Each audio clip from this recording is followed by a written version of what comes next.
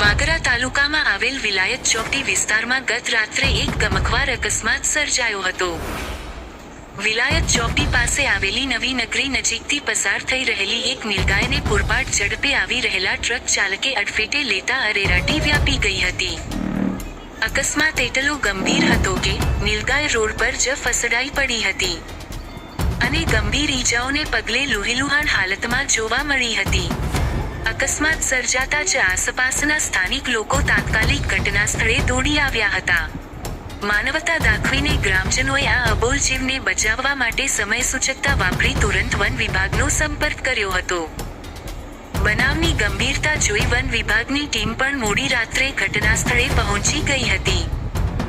One વિભાગના અધિકારીએ પોતે સ્થળ પર હાજર રહી નીલગાયનું સુરક્ષિત રીતે રેસ્ક્યુ કરાવ્યું હતું। લોહીલુહાણ હાલતમાં તરફડતી નીલગાયને વન વિભાગે સારવાર અર્થે ખસેડવામાં આવી હતી।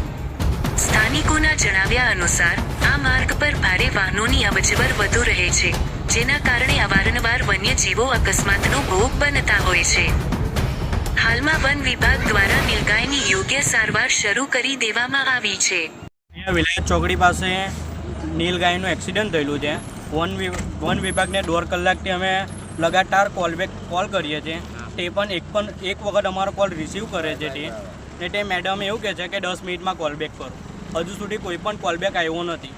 વન વિભાગના અહીંયા જે નર્સરી છે તે ત્યાંના કર્મચારીઓ નશામાં ડૂટ છે ને અહીંયા નીલગાય પડેલી છે, તેની હાલત બંને પગ ફ્રેક્ચર થઈ ગયેલા છે।